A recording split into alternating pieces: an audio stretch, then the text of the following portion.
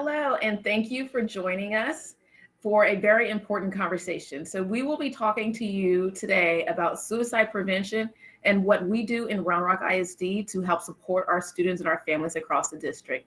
My name is Dr. LaShonda Lewis, and I am the Director of Counseling Services.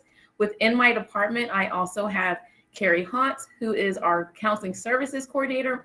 And then we also have our Social Emotional Learning Coordinator, Gina Norton, to join us today.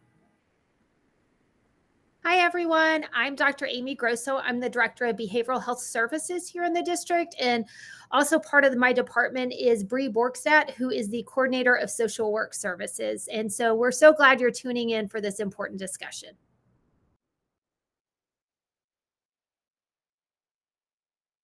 As we approach a subject such as suicide and mental health, it's really important that we talk about what kind of space we're setting up for this discussion. And even virtually, I think it's important for us to think about how we're talking about these things and the ideas and the mindset we come to this. And I like to use this graphic when we talk about especially suicide, and that we need to come to this discussion from a place of empathy and not judgment.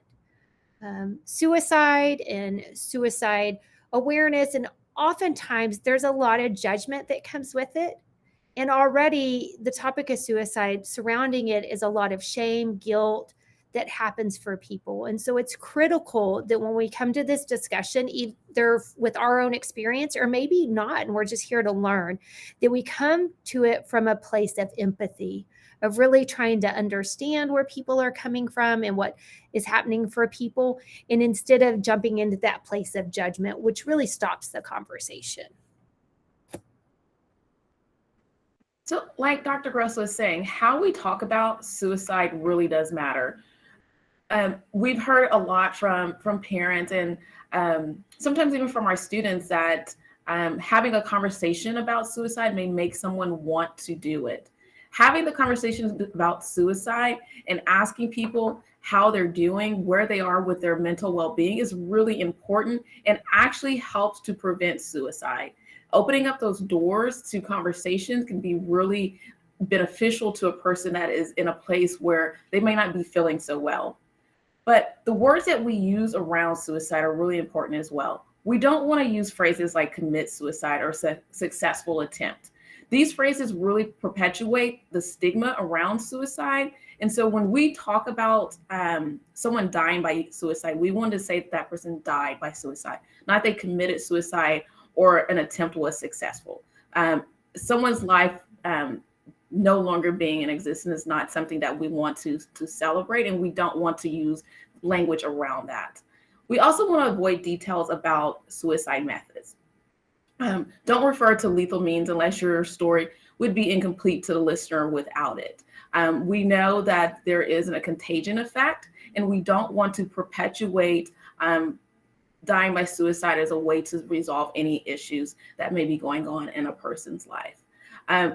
In regards to how people die by suicide, and we're going to get to this a little bit later on, but it's also important that all the people around an individual who may have thoughts of suicide, who may have mentioned wanting to take their life in the past, that they understand the roles that they play in that person's life and making sure that there are items, let's say, weapons, guns or knives or anything like that, that is not easily accessible to someone who is struggling with their mental well-being. We also don't want to simplify suicide. Dr. Grosso always tells this story about, if someone is struggling with their diabetes or physical health and they happen to eat a really greasy burger and they were to pass away after consuming that burger, we don't say that that burger is what caused someone to die by, they didn't die because of that one burger. There was a multitude of factors that played into this person's loss of life. And suicide is really the same way. A lot of times people will think that when a person dies by suicide, that it was whatever that last event was that happened in that individual's life. But usually there is a lot more that takes place and a lot of other events and a lot of other struggles that this person may be going through that we may not be privileged to, and we may not be able to see that led up to this event. We also don't want to glorify suicide. A few years ago, there was a series that was out called 13 Reasons Why. And this was really controversial because many people saw this as a way that people were glorifying suicide, especially in our youth. And so we don't want to romanticize this event. People that are struggling with their mental well-being, people that are struggling with thoughts of suicide, we want to be able to connect them to supports so that they can build on the skills that they need to overcome some of the difficulties that they may be dealing with. And we also want to make sure that we're not portraying suicide as an option.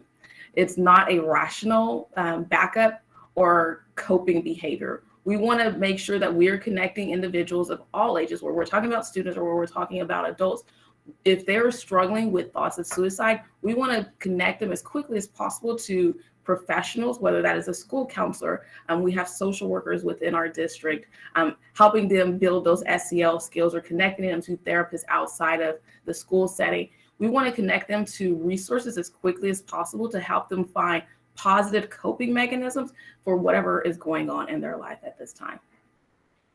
So as we talk about and really refine our language around suicide, it's also extremely important that we understand what suicide is. Yeah, and I think, Dr. Lewis talking about, we have this baseline of how we approach it and how we talk about, but really understanding what it is. And I always tell parents a lot of times when presenting to them and even staff, if you think about it, I know when I was growing up, these are not topics we openly discussed. It's not something, it was very taboo. And, a lot of times it still is. Or there's such a shame and stigma. And so we just took the silent approach. And so many of us are coming to this and saying we as adults need to understand more if we're going to help our students. So I don't want anybody to feel bad that they don't already know these things. That's why you're watching this. That's why we're here. And that's why education is such a critical aspect. I also want to let you know that everything we're presenting that's regarding suicide and mental health in general is really based on best practice and research. Research around suicide really has only been happening the last 2 decades. And so we're learning new things all the time. And throughout our departments in the district that deal in this aspect of mental health and suicide, we're always refining how what we're doing, how we're responding based on what latest research tells us. But before we can even start talking about suicide, it's really important for us to understand mental health. And we'll get to why that's an important aspect for us to understand. But mental health, and a lot of times when we talk about suicide, we only think about the crisis situations, right? We either think everything's great or it's an ultimate crisis. And realizing we have to get away from that thinking. Like Dr. Lewis was saying, the example of your physical health and the cheeseburger, like there's a lot that goes in between the first diagnosis and everything that happens. And the same is with mental health, that we can be very healthy with our mental health. And then we can go, we're struggling, but we're still coping, to maybe we're just completely struggling. And then to a point of unwell and crisis. And all of us as employees of the district, students, family members, community members, we really have to start realizing that it's a continuum, and how can we start identifying early on before it's a crisis situation. And some of us, honestly, with our mental health, we're always going to be at least in a coping phase. I always use myself as an example. I have struggled with anxiety my whole life. It's managed really well now through getting assistance. And so I'm in that coping phase, right? My anxiety is not going to ever go away. It's part of who I am. Just in the same way, if I was a diabetic, that diabetes, it doesn't just magically go away, but I learned how to cope with that. And I think that's the normalizing of mental health and how it can be part of our lives, but we can really learn to live with it. It's also important go ahead. I was just going to add, and I think, that kind of goes to what I was saying earlier about having those conversations around mental health and mental well-being. And for someone to hear that this may be something that they're living with for a long time may be hard to accept, but helping them understand that there's resources out there, there's coping skills, that there are strategies that they can use, can help them to think about that a little more, to better accept that, and to equate it to your physical health, and how, if you have diabetes or you have high blood pressure or something like that, it's not going to go away overnight, but you learn how to manage it and you have a support team around you. Yeah, and I love it. And I think the more we talk about it, for forever, people who struggled with mental health, they wouldn't openly say, "Hi, I struggle with depression or anxiety." And so then I think when people suffered with something like that, they didn't see anybody managing it and still living life. And I think the more, especially as adults, those of us who have that story can tell it and say you can find a ways of coping and still living the life that you want. I think the more that that gives hope um, to our students and to other adults that might struggle. And I think this is where it comes in that, many different things impact our mental health. It's not just one thing. And, as you can see, that there's a continuum of like the individual yourself and how you're made up, the family situation and family genetics to community, environment, and society. And all these things impact our mental health. And I want to be really specific to say, too, this isn't just in a negative way, it's in a positive way, too, of how these all different things that we get to really define as a community as we're coming in this presentation and talking about that the community can have just as much a positive impact on students' mental health as it can a negative. And so those are the little things we can think about every day of how are we impacting the mental health of ourselves, but all of those around us too. There has been so much talk since COVID happened. I know you probably were hoping we wouldn't say that word here, but there's a lot of talk about the mental health, especially of our students and our teens because of COVID.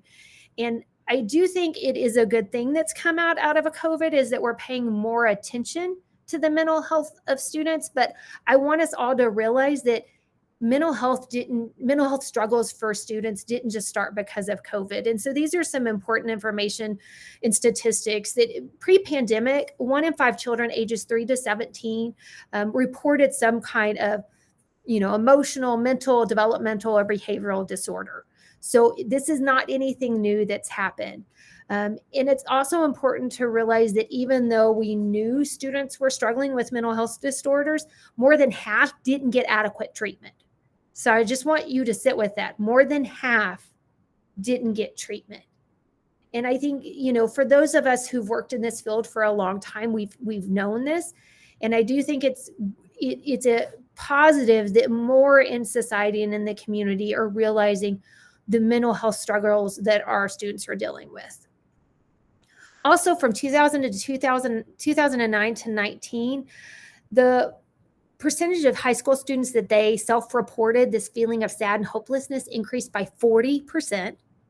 And then to go along with that, from 2007 to 2018, suicide rates from 10 to 24-year-olds in the United States increased by 57%.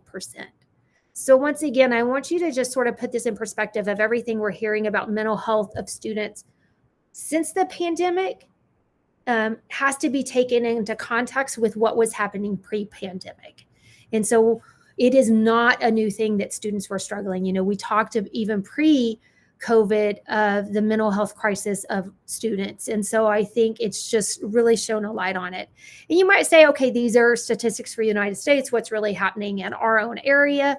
And so I like to give a perspective, and this is the number of suicides for students in Texas, and that's ages 10 to 19. And this graph starts from 2019 and goes to 2009 and goes to 2019. And as you can see, rates have steadily increased. That top line is overall, the orange line is males, and the gray line is females.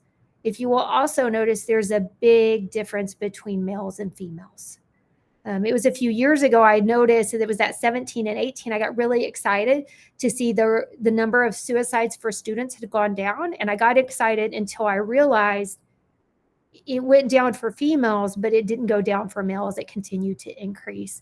And so these are the things we continue to think about and talk about, the differences in these and what does that mean? And how do we make sure we're reaching our boys just as much as our girls? For me, it's how do we talk about mental health? And, there's always been a stigma about mental health. I think it's going down for a lot of teens.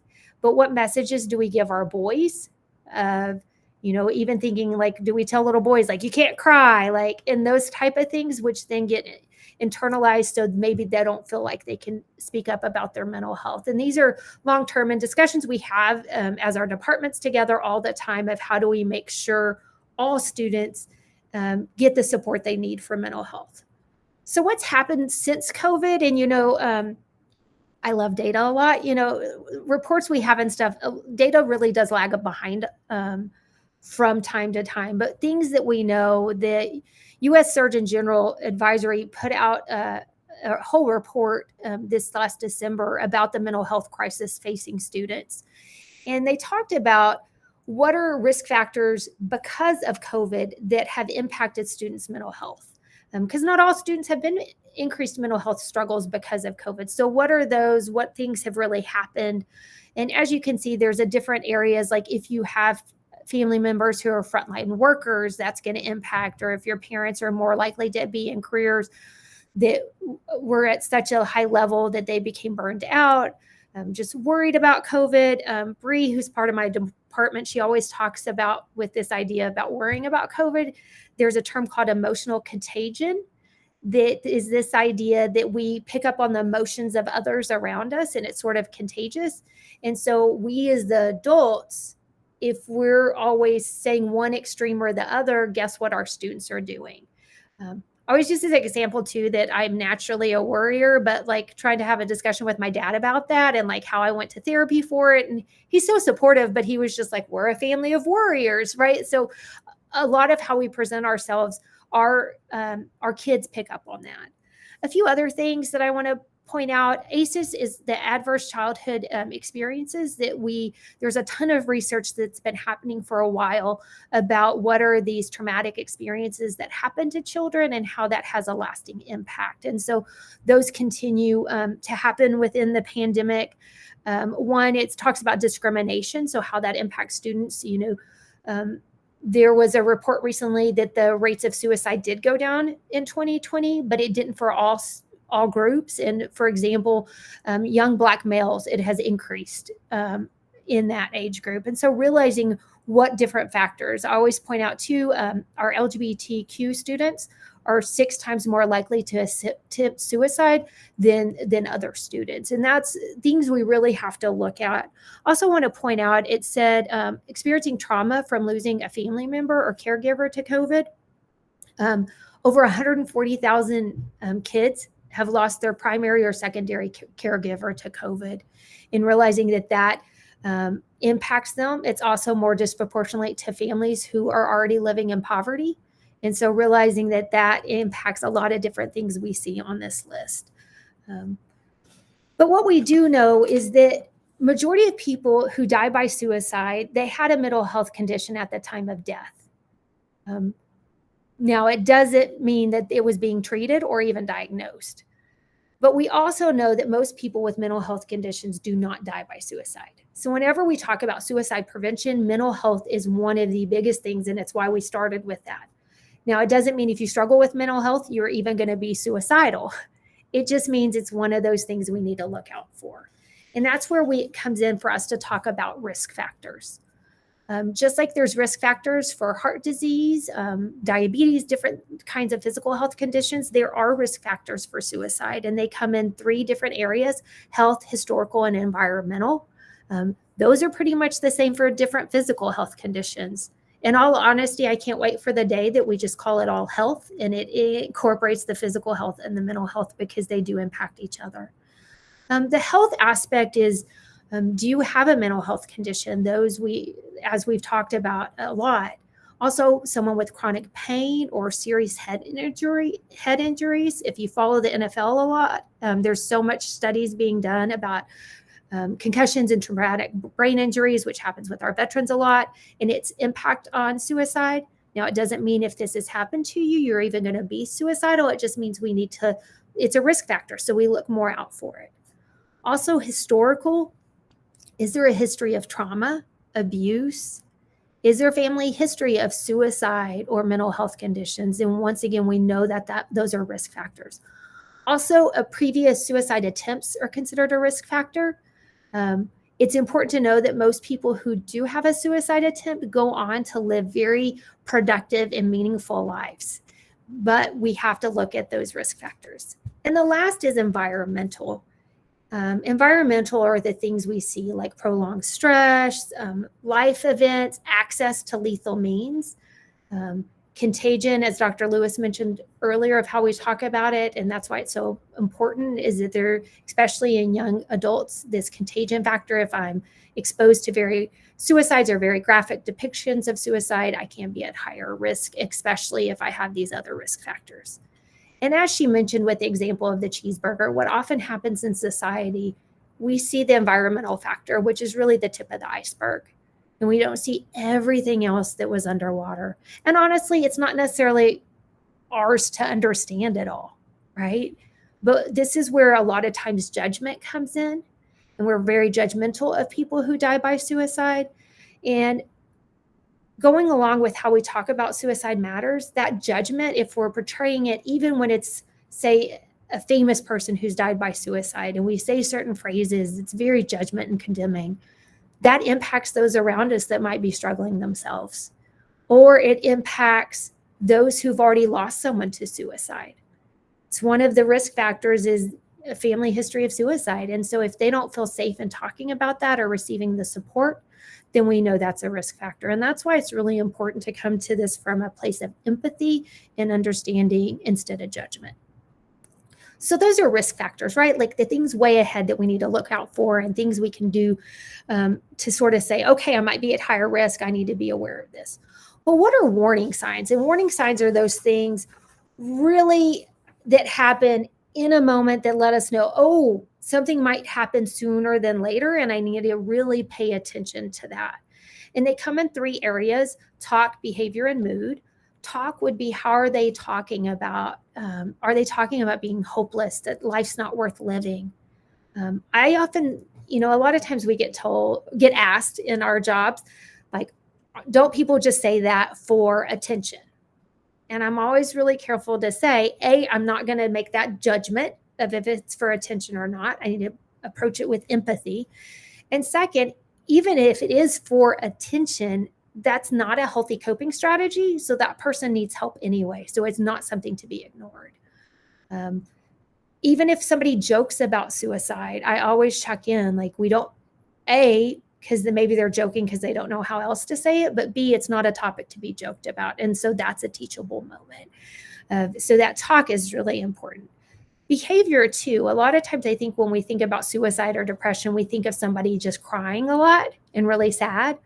But do we know that maybe for some boys or even girls that I just get really angry and irritable, and that could be a warning sign? The big thing, especially as families who are watching this and community members, have you noticed a change in behavior? And it doesn't mean that automatically means the person's suicidal. It just means you need to check in and have a discussion and say, hey, what's going on? And the last one's mood. Has that mood of the student changed? And this even goes with behavior. Some always say, it's normal for a teenager not to want to hang out with their parents anymore, right? Too cool. Like, I want to be with my friends. Like, that's a normal part of adolescent development. What's not normal is a student who has been highly social and involved with friends to withdraw from everything. That is a warning sign for us. And so those are the things we look out for. I always say, trust your gut, especially if you're the parents, your kid. It never hurts to ask. I often always say too, if you've never brought up a mental health talk or suicide to your kid, how hard is it for them to tell you if they're struggling? If it's hard for you to say the word suicide, but then your kid's struggling with those thoughts, how hard is it for them to tell you?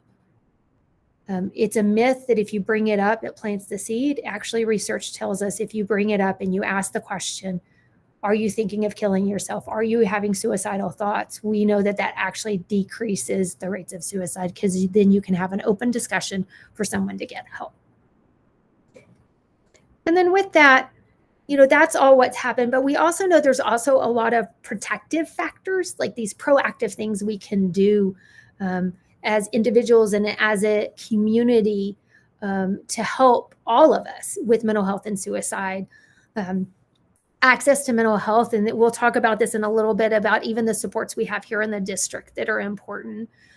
Feeling connected to community and family. A lot of people don't realize that, when our teachers build really meaningful relationships with students and that's a safe place, that's a protective factor for suicide. That's suicide prevention work at the very basic, important level. Problem solving skills and coping skills that I know Gina will talk some about within SEL, that's important too. And then cultural and religious beliefs, if they are about help seeking and feeling connected, those are protective factors. And the last one is limiting access to means. When kids are really little, we talk about like locking up medication and locking up firearms and those type of things. But if somebody's struggling with their mental health, those are actually very, they seem simple things, but they are life-saving measures and very protective factors that can happen. I'm now going to pass it to Gina to talk some about, to start us on the discussion of what we do here in Round Rock ISD in regards to suicide prevention. All right, so as we start this, we're going to have a little visual and we're going to take a little break and listen to a story. So I want to walk you through this story, this parable. And if you want to close your eyes or just take some deep breaths with it, it would be great. And just kind of build the image of the stream that we have on the screen and kind of focus in on that as you listen to the story. All right. So you're walking along a river one day and you hear a plea from help from someone drowning. You're startled, but energized as you dive into the water and you save him. Using all your strength, you pull him to the shore and start administering CPR. Your adrenaline is racing as he starts to regain consciousness. And just as you get back to your feet, another frantic call comes from the river. You can't believe it. You dive back into that river and you pull out a woman who also needs life-saving care. Now a bit frazzled, but you're still thrilled because you've saved 2 lives in one day. You mop the sweat off your brow. And when you turn around, however, you see more drowning people coming down the river, one after another. You shout out to all the other people around you, "We need some help, come help." Now there are several people in the river with you. They're pulling drowning people out left and right. One of the rescuers swims out to the drowning group and tries to start teaching them how to tread water. This strategy is helpful to some of the people, but not all, because it turns out it's really hard to learn how to tread water when you're drowning. Everyone looks at each other completely overwhelmed, wondering when this will stop. Finally, you stand up and you start running upstream. Another rescuer glares at you and shouts, "Where are you going? We need help." To which you reply, "I'm going upstream to find out who's pushing all of these people into the river." So just take a couple of deep breaths and process that. So that's managing a crisis. We're managing as this is occurring. But at some point, we have to take that step back and figure out what's going on. What can we do to prevent this from happening? And so as you look at the graphic up there, we're promoting resilience with every student. We're trying to inoculate those students who are at risk or may have some of those ACEs built up in their past. And we want to normalize that it's okay to help each other out, to build that strong connection with others. When you're overwhelmed, when you're upset, that there's someone you can go to for that assistance.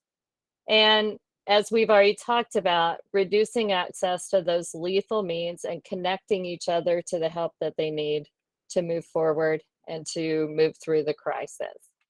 So we're going to talk about what we do for all students here in Round Rock ISD. And we do that through social and emotional learning.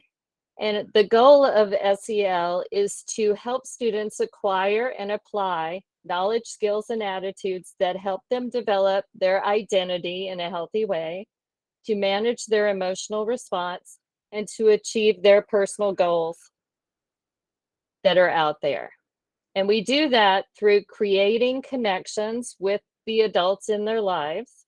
So their teachers, their counselors, their principals, their any staff that are on campus, the lunch lady, the bus driver, our educational assistants that are so valuable in helping our students stay grounded and connected to their community.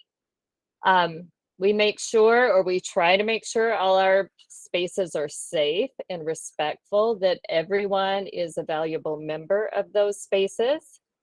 We also provide curriculum that supports their social emotional growth. And we'll talk a little bit more about specific programs that are available to students. And we're working to implement a multi-tiered model of intervention for students that are based specifically on their social emotional needs and their behavioral factors as well. And we bring all those in to support each student where they are in a holistic way. All right, we can move on to what we specifically use here in Round Rock. All campuses K-8 have access to Second Step curriculum. That is a research-based curriculum that provides connection to the CASEL competencies. And that's what we use to address SEL in our district, and it's used across the country. Campus administrators do have the autonomy to develop their own SEL program, and they build that into their day according to the campus needs. Each campus also has a designated SEL campus coordinator that communicates with me and their school community to make sure we're addressing the needs that they have in their particular school. High school campuses focus on building community through restorative practices. That is another research-based program that focuses on that relationship building piece and restoring relationships if they're strained or broken within the school community. At middle school and elementary, there are a variety of programs out there in addition to Second Step. We'll move on to the next slide that shows you a little bit about those.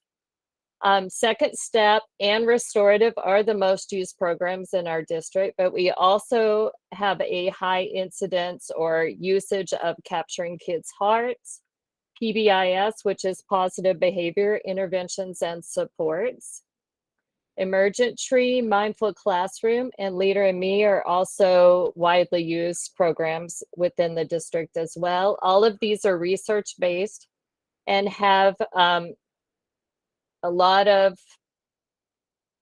good practices that we build together to make sure that we're supporting our students. There's also a variety of other programs used, and we just make sure that we're really tailoring those to the needs on a particular campus. But you can reach out to your campus administrators to learn more about what they use specifically, and also your teaching staff that for your students. And I will pass it back over to talk about counseling services, which is another important component to our entire system here in Round Rock. Thank you, Gina. Well, before I talk about what we do specifically in counseling services, I just want to point out that SEL, Counseling Service Behavioral Health, we're part of what we call a larger group of what we call the care team in our district. And our care team is made up of not only our groups, but other departments such as special ed, our behavioral department, our families in transition, our homeless population, and a few other departments. We have a district-wide care team, and our focus is really looking at how we can be preventative in nature for our students so that we're putting stuff in place so that we don't get to a place where we have students who are in high need of mental health support or behavioral support, because we know all of that impacts everything that happens with our students. So the work that we do across our district and our campuses, our desire is that each one of our campuses has a care team as well. And so we're starting to pilot those this school year. But the work that we want to do is more preventive in nature. We want to provide our students with the skills they need to be successful individuals, successful young people, but also successful adults. And we want to do that so that they have success not only in their academic life, but also in their social, their emotional, and their physical life and their personal lives, because we know if we can help them develop those skills now as K-12 students, that they're going to take those skills and transition that into what they do later on in their life. So specifically what how counseling services plays into the preventative nature of the work that we do with our students is every single one of our campuses across our school district has counselors on their campus. And our counselors are all master's level professionals. They hold degrees in mental health related work. And so sometimes people misunderstand the role of a school counselor depending on the level that they work in. I think most of our elementary students and parents probably know that our school counselors on the elementary campuses are there to really support the social emotional needs of their students. But that also happens in middle school and high school. I think as our students get older, people tend to think that your counselors are truly there for your academic piece. And that is just a small component of what they do each day for our students. All of our campuses across the district have what we call a comprehensive counseling model that they follow. That is developed by the American School Counseling Association, and it really is based on helping our students enhance their academic, their career, their personal, and their social and emotional needs, and helping them to develop the skills that they need to be successful adults. It supports our students to engage as what we would say contributing members of our society.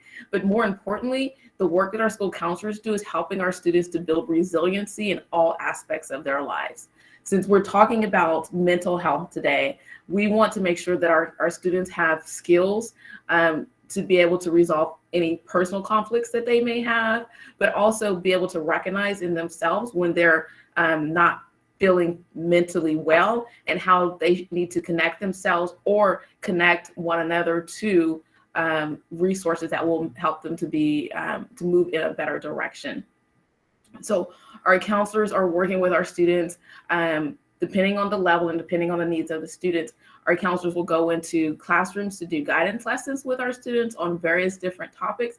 They will also pull students out for groups and work with a small group of students, sometimes between 6 and 10 students on very specific skills. But our counselors will also work individually with students to help build some skills in certain areas. Within counseling services, we have the ability to have conversations with students and parents and decide, the work that our school counselors is doing is amazing, but we also know that there may be a need for our school counselors to connect our families to additional resources. So we are very fortunate in Round Rock ISD to have our mental health centers. Our mental health centers are housed under Dr. Grosso's Department of Behavioral Health. And we have a partnership with Bluebonnet Trails, who will come to our campuses and service our students with a live therapist to help them work through some of those mental health therapeutic needs they may have. We also have a program called T-Chat, which will provide a very similar mental health service, but that is 100% online for our students. And we think that these services are very valuable because our counselors, they're doing amazing work each day with our students.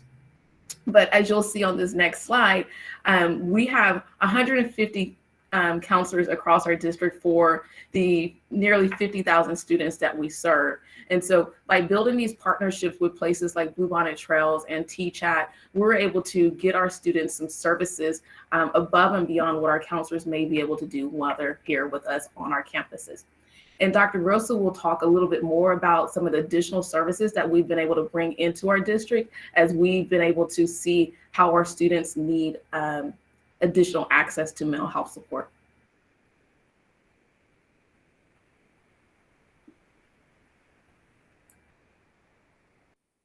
Dr. Grosso, you're on mute.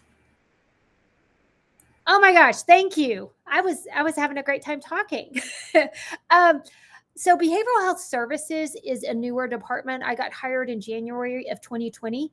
And that was the first person in the department. And then we've slowly increased in size based on need and the needs that honestly our board of trustees saw and were able to say that funding for it needed to be a priority. So we hired our first group of social workers and they were fully in place by January of 2021. And so as you can see, there's 2 per learning community. And they work hand in hand with campus staff, including the counselors that Dr. Lewis just talked about. They only will see students when they rise to a higher level. So those referrals do come from campus counselors, the administrators on campus, or even the school nurse. And they work hand in hand, not only with the campus, but also the families, truly believing that we have to help the entire family system. So they help with things such as basic needs, but they also work with families with mental health supports, what supports in the community, and really connecting them to what's needed. We also this year saw a need in two different areas, and one was crisis work. So we hired 2 crisis social workers in January. So they're helping lead a lot of the efforts within that, and never realized they got to see immediately how they were there to support just with the recent tornado that happened. And both of them could be mobilized immediately in helping our families that were really displaced and providing services to them. And we didn't have to pull people from other campuses that they could continue their work. These were just able to help at additional level. We also hired a staff social worker in January. And this came from that our social workers were getting referrals to support staff, which they were happy to do. But, sometimes that's hard if you're a staff member and you've already worked with a social worker supporting a student, but then sort of having to say, I'm struggling or I need help in a way. We didn't want that to be a barrier. And so we have a staff social worker that their whole role is supporting our staff. And that's any of the staff across the district. They have met already with teachers or custodians or our maintenance workers. So really believing of how we partner with them, and they work hand in hand with HR to support the staff that we have, and knowing that that is a critical aspect, that our staff's well-being impacts our student well-being. And so really having to look at our district holistically in that way. And then the last things that Dr. Lewis mentioned is Bluebonnet Trails and TCHAT, knowing, we have the support of these 13 social workers, but sometimes there's a different type of need that's needed. And so we help manage these 2 programs, but it's definitely a collaboration with counseling services. And both of these people are referred either through counselor or social worker to TCHAT or Bluebonnet Trails, the mental health centers. And knowing that these only happen with parent support. So your student would not be part of TCHAT or Bluebonnet Trails without a parent support and parent saying, yes, I want that service to my student, because realizing it really is that family decision of what's needed. Also, things that cut across all of our departments, but 2 that I wanted to mention, that we do believe in this world of suicide prevention, that staff education is critical. Just like all of us, we didn't just automatically know about mental health and suicide, and the same as our staff. That's not a class that get taught when you become a teacher. And so what is that information that we as counseling services and behavioral health services, since that's our area of expertise, how can we provide that information to staff? And so this year, our 2 departments partnered together to bring Talk Saves Lives, which is from the American Foundation for Suicide Prevention. It's a research-based best practices, just an introduction to suicide, really diving deeper into those risk factors, warning signs, and what to do. And so all the counselors were trained to be able to deliver that. And then they went back to their campuses and provided that training to all staff. And I'm happy to report the feedback we got. Staff was very appreciative for the comprehensive training. And they said not only just for their work with students, but also in their personal lives or for themselves. And so we were really happy to see that. We also offer, we have a few social workers and a few counselors are about to be trained in this, and it's youth mental health first aid. We actually started training people last year based on a grant PTA had received from National PTA. In youth mental health first aid, it's almost a full day training, but it really is a fantastic course on what is mental health for youth and what does it look like in youth? What if a student's struggling? What does that look like? And whenever we've done this presentation across the district, I started it about 3 years ago, and Dr. Lewis is a trainer for it too, that we have gotten the best feedback about the training, and staff very much appreciating, understand at a deeper level what students might be going through, and also what's their role in it. Really telling teachers, like, if a student's struggling in this aspect of mental health, it's not yours to fix. That's why we have different people within the district and then outside resources. In the same way, if a kid broke their leg in your class, you're not going to fix it. The same goes for our teachers. And so really giving them that. Also, all the nurses have been trained in youth mental health first aid, knowing that a lot of our students who are struggling with mental health concerns, it often comes as a physical health If a student's struggling with a lot of anxiety, guess what? They might have tummy aches every day and they don't know to say it's anxiety, but their tummy is telling them that. And so really connecting all different departments and working and collaborating together to make sure students get what they need. And so now that we've talked about what we as a district are doing, we also wanted to give some feedback, and I'll pass it to Dr. Lewis, that what you yourself can do at home too. Yes, I think, especially for our kiddos who are still school age, or you're getting ready to come into, the Round Rock ISD system, I think it's important to let people understand that the work that we do is really collaborative. The work that we do inside of our school day is only going to be beneficial if we have the support of our parents outside of the school day as well. And so families may be asking, well, I understand what you're doing for my child while they're at school, but what can I do for my child while they're at home? And I think, even though I'm talking about this from a how to support your child perspective, but I think all of these things are things you could do to support, whether it's an adult family member or your neighbor or a coworker. One of the most important things we can do is truly be a role model, be a voice for mental health. Make sure that when you're talking about mental health, you're talking about it on that spectrum that Dr. Grosso mentioned earlier, that we all have some form of mental health that goes from mental wellness to potential mental illness. And so it is truly a spectrum, just like our physical health. But also, I think as adults, sometimes we shy away from letting our kids see us struggle.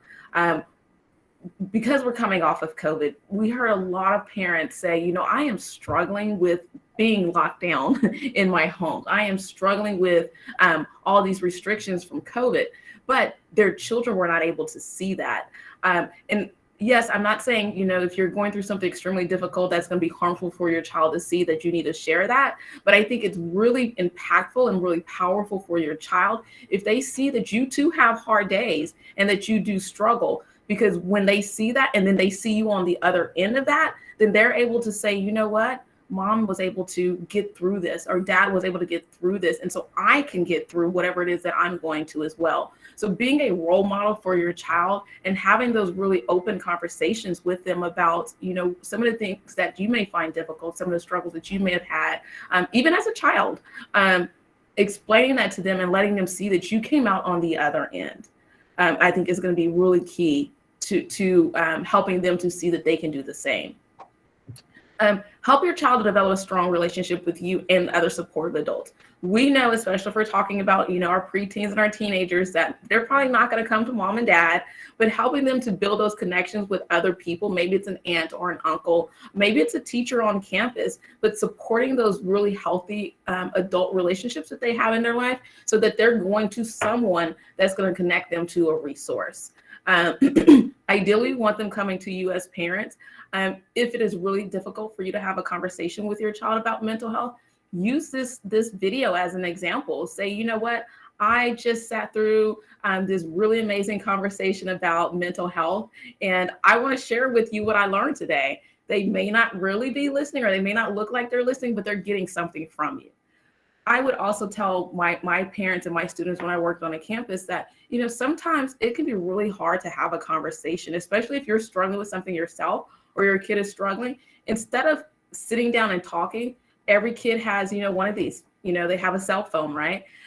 Maybe it starts as a text conversation, or call them when they're not going to answer and leave a voicemail for them to listen to. I would also tell parents and students, start an interactive journal where you are able to maybe write a question to your child, or your child is able to write a question to you, or say something to you, and then they send it to you. You sit with it and really process what you're going to say to them before you respond. Because sometimes I think as adults, we expect to have the right answer at the moment that our kid gives us, a situation, and we don't always have the right answer. So being honest with them and say, you know what, I may not know the answer right now, but we're going to work through this together. And then also giving yourself some time to process what they are saying so that you can come up with a response that is not almost visceral, because we don't want you to come across as upset or angry. We want you to come across as really empathetic and caring to what their needs are, even if you don't agree with it. So find a way where you can develop a deeper, a stronger relationship with your child around this topic, around, some of the concerns that they may have. It's also important that we try to minimize any negative influences and behaviors that may be going on with our kids. And I know that, probably every parent is like, I do that already, but being really attentive and trying to really listen to what is really going on in your child's life, and helping them to understand, maybe it's not don't do this, because as soon as we say don't do or don't hang out with that person, they're going to go do that. But helping them to understand the why behind it, whether we're talking about a person.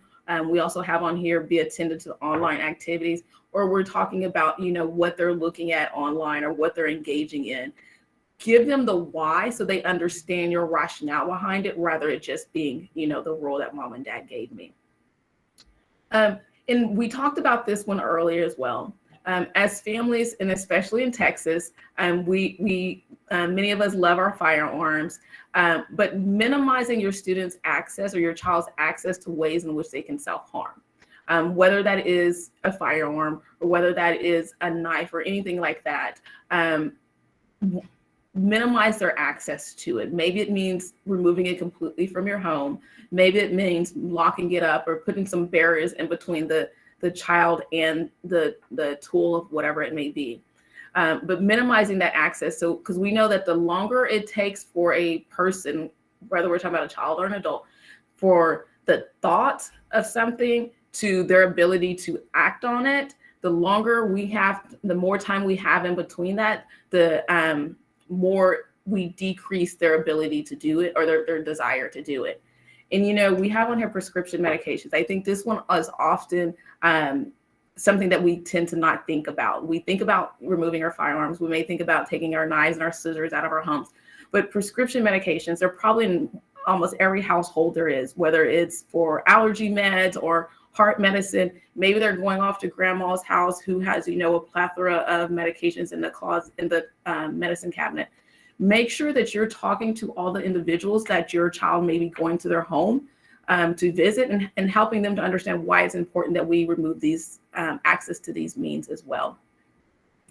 And then also, I think it's extremely important that we check in with our doctors. The doctors are there to support you and your child. And a lot of times we may go to the doctor and the doctor will ask us a few questions and we answer them.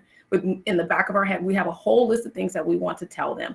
And we may not think that it matters or it applies to the situation, but write that stuff down and make it a point that when you go to the doctor, that you're telling them what is truly going on and you're asking those questions, because we don't know what help they can provide to us, and we won't know unless we ask them. But I think the biggest thing I want you all to walk away with today is that we're doing what we can within our school system, but we want your support. We want to be collaborative in this work to help support all of our students across our district, all of our families across our district. And one way that we can do that is by having really open and honest conversations with all the people that we care about in our lives, and having those open and honest conversations with ourselves. Another way that we can do this is really connecting with those opportunities within our community to be around other people who are willing to learn and grow from experiences, and learn and grow in the field of mental wellness. We have coming up April 30th, our 5th annual campus walk. This year it will be held at Walsh Middle School at 10 a.m. This walk was started 5 years ago by our amazing students within Round Rock ISD. And our students, our high school and our middle school advisory council students, came to us and said, you know what? You guys do some amazing work across the district. Our parents are amazing, but you know what we don't do? We don't talk about mental health. And we think it's an important conversation to have. And so our middle school and high school students that were serving on this advisory council started this walk 5 years ago to bring awareness to the mental health needs for people in our community across our district. And so we would like to have you join us this April 30th, again at 10 o'clock at Walsh Middle School for this walk. And we also want to make sure that we provide you with some additional resources that you can use. And it's completely free. I just want to add that. So we would love to have everybody. People often say, like, is it appropriate to bring younger kids? I've done this work since my child, way before he was born, and he's 8 now, and he's been going to these type of walks ever since then. And what's developmentally appropriate. The theme of the walk always is hope walks here. And I think all of us at any age can benefit from that. Yeah, and I will say, in one of those pictures, you see my feet and my two little kids' feet, and my youngest is 10. He'll be 10 here in a few weeks, and he started going to these walks at the very first one. So at the time, he was 5, and I think this goes back to what we were saying earlier, is having those conversations with your children as soon as possible. And maybe it's not, the big conversation about suicide. Are you thinking about that? But it's a conversation about how you take care of yourself mentally. We talk to them all the time. If you're not feeling good, if your head hurts, or if your nose is running, your tummy is upset, come talk to us. But we want to make sure that we're starting those conversations early with them about when they don't feel mentally or emotionally well. Yeah, I remember even when my son started, I explained we went to those because we didn't want people to feel, we didn't think anybody should ever feel like they're alone. And I think those are concepts that like elementary kids, all of us can get behind. And also you can talk to your students about, did you do circle time today? What did you discuss? What are the best things from your day? What made you sad? Was there anything that was out of the ordinary? And just making sure you're just asking questions and giving them that opportunity to say what makes them sad or what makes them happy. And that just builds on the relationship with everyone, and being able to relate back that you are wondering what's happening at school. What are those good things? What are the things that are not as positive? And how can we work through those and problem solve and move toward the future? And I think that's important for everyone, and for the teachers in their lives, for any adults that, like we said, building that support system and those important people that are around our students, and our kids at all times. I often ask parents, do you ask about emotions and feelings as much as you ask about academics? And where we put our time and energy as parents, that's what students will think is important. And that's not how most of us were raised. So I don't want parents ever to feel bad about this. Parents, I want you to hear me specifically that if your child's struggling with their mental health, it doesn't mean you're a bad parent. It does not mean you're a bad parent. It means you have an opportunity to get your child the help they need. And there is nothing better about parenting than getting your child the help they need. And it doesn't mean you're a failure in any way. In the same way, when physical things happen to our kids, it doesn't mean we failed. It just means we know where to take them, and that we don't try to fix it ourselves, right? We take them to a professional, and the same as with mental health. And that's where we want to make sure you have resources. And these are just a few of the resources that we have in the district. We have websites there, but there's some out of district organizations that are helpful. NAMI is a fantastic one. There's chapters all over the United States, and they provide some great parent education groups or parent support groups if your child's struggling, and that can be really helpful. So you can look at that organization, afsp.org, which we've mentioned previously. It has some great resources. If you yourself have lost a loved one to suicide, they have a whole list of support groups that can be really helpful. They also have great information if you have a loved one who's had an attempt. And so really being able to seek out that information. And then both behavioral health and counseling services, which includes SEL, they have amazing resources on there. And we want all of y'all to know too, that if you have questions or you're struggling, like reach out to your counselor, reach out to us. That's why we're here. I loved how Dr. Lewis said, it truly is a collaborative effort. And mental health is a community effort. Right? It's not just the school. It's not just the parents. It's all of us as a community really coming together and saying that this is an important topic. Do you have anything else to add, ladies? No, just thank you for participating and listening to our talk and presenting such great information from both of you. Yes, I just want to say thank you, and for all the parents and community members that may be watching this, thank you so much for taking the time, because this is a really important conversation. And like Dr. Grosso said, we're all here to support you, and don't hesitate to reach out to us if you need more resources or information. And I just want to commend anybody watching this, that you watching this is suicide prevention work, right? We often think it's these grand things. It's the things we do every day. It's the little things. We never know how a little thing is going to impact somebody's life forever. And you yourself getting information and education and understanding at a deeper level and being willing even to do that and have that conversation, you are helping in this effort for suicide prevention and mental health awareness. So we thank you, and we hope to see you in both all of our departments do training opportunities and working. And so we hope to see you in more of those as we continue to provide great education, not only to our staff and students, but also families in the community.